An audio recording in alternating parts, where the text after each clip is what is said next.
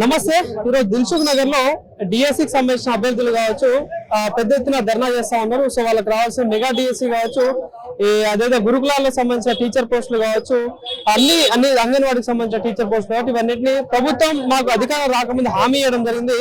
ఇప్పుడు మా డిమాండ్లు నెరవేర్చి మాకు నోటిఫికేషన్ ఇవ్వాల్సిన అవసరం ఉంది, మెగా డిఎస్సి ఇవ్వాల్సిన అవసరం ఉందని చెప్పేసి వాళ్ళు ప్రధానంగా డిమాండ్ చేస్తూ ఈరోజు ధర్నా చేస్తా ఉన్నారు. ఒకసారి మాట్లాడే ప్రయత్నం చేద్దాం.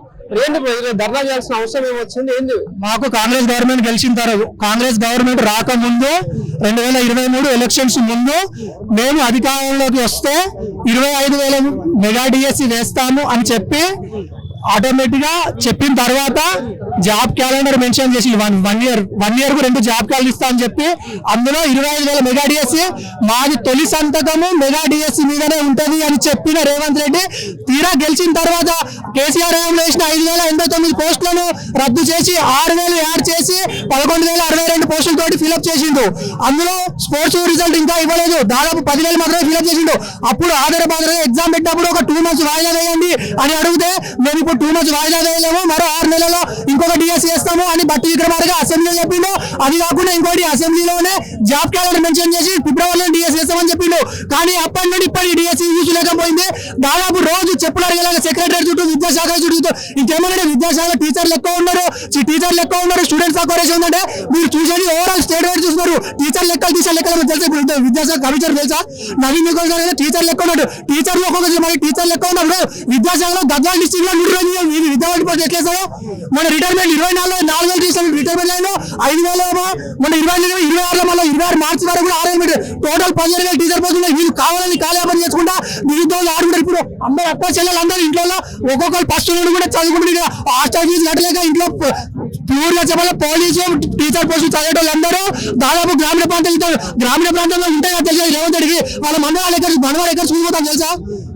అలా స్కూల్కి పోయిన ఏంటంటే ఒక విధానం చెప్పాలి, విద్యాశాఖ మంత్రి ఎగ్జామ్ లో 11,000 టీచర్ పోస్ట్ తొందరగా ఫిల్అప్ చేసిండు. దాన్ని మేము కూడా యాక్సెప్ట్ చేస్తాం. కానీ వీడు చెప్పిన మాట ప్రకారం మళ్ళీ ఒక 6,000 ఇస్తా అని చెప్పిండు. అప్పుడు ఒక 6,000, ఇప్పుడు ఒక 15,000 కాదు, మొత్తం 20,000 డిఎస్సి వేయడానికి కూడా ఛాన్స్ ఉంది. కావాలని వీళ్ళు అధికారులు కోరుతారు, తప్పుదో పట్టించి డిప్యూటీ సీఎం ఫైనాన్స్ లేవు అంటే ఆర్థిక శాఖ మీద అంత ప్రాబ్లం ఉన్నప్పుడు ఒక్కొక్క నియోజకవర్గాన్ని ఇండియా స్కూల్ అవసరమా?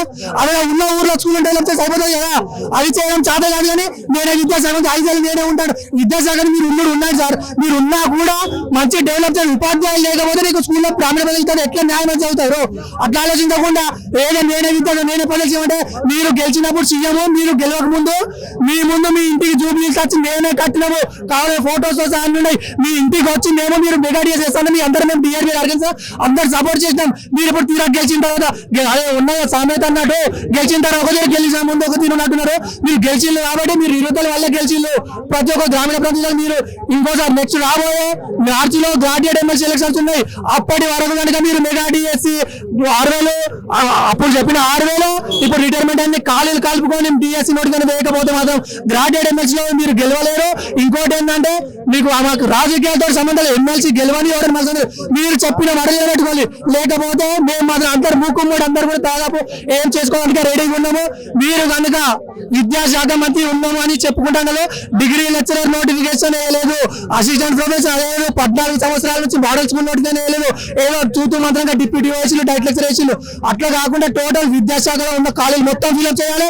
జేఎల్ నుండి డిఎల్ నుండి అసిస్టెంట్ ప్రొఫెసర్స్ అన్ని ఫిల్అప్ చేయాలి. ఒక్కొక్కరు మీరు అనుకుంటారు కావచ్చు, మీరు నిజంగా మీరు నిరుద్యోగుల ప్రేమ ఉంది అనుకుంటే ఆ నిరుద్యోగుల ఆర్తనాదాలు ఎలా ఉన్నాయనేది మీకు తెలిసిన ఇంటెలిజెన్స్ వారు కూడా కనుక్కోండి. ఊర్లో ఒక్కొక్కరు అప్పు తెచ్చుకొని ఇక్కడ రోజు చదువున్నారు. అందరూ స్టడీ హాల్ ఫీజులు, హాస్టల్ ఫీజులు కట్టుకోలేక ఒక పూట తింటే ఒక పూట తినకుండా ఒక్కొక్కరు సాయిబాబు గుళ్ళ, ఒక్కొక్కరు చిక్కపల్లి లైబ్రరీ, అశోక్ నగర్ లైబ్రరీ మొత్తం 5 రూపాయలు భోజనం తిరుగుడు కూడా చదివే చాలా మంది ఉన్నారు. చాలా మంది తింటారు. అట్లా తిన మీరు 20 రూపాయలు కన్ఫర్మ్ గా డిఎస్సి నోటిఫికేషన్ ఫిబ్రవరి వరకు మీరు డిఎస్సి నోటిఫికేషన్ వేయలేదనుకో దాదాపు 25 ఫిబ్రవరి నుండి 26 ఫిబ్రవరి నుండి 27 ఫిబ్రవరి లోపల మీరు డిఎస్సి కంపల్సరీ వేయాలి. బట్టి విక్రమార్క మీకు చేతి మొక్కుతున్నాం. మీరు చెప్పిన మాట మీరే కావాలనుకోండి సెక్రటరేట్ పిలిపించుకొని మరి మీరు డిఎస్సి 6 నెలలు వేస్తాం. పొన్నం ప్రభాకర్ సార్ ఎటువంటి విద్యాశాఖ మంత్రి ఉన్నప్పుడు వాయిదా అడిగితే కొందరు డిఎస్సి వాయిదా వేయడం వల్ల కోచింగ్ సెంటర్లు లాభపడతాయని మహబూబ్ నగర్ లో సభలో సీఎం సార్ మాట్లాడాడు.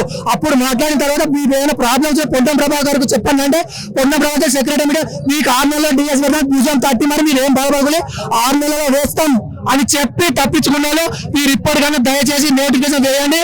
వేయలేదు అనుకో నిరుద్యోగుల పవర్ ఉందో అక్కడ కూర్చున్న కేటీఆర్ కేసీఆర్ వాళ్ళందరికీ తెలుసు. రేపు మీకు కూడా అదే పరిస్థితి తెచ్చుకోవద్దని మేము కోరుకుంటున్నాం.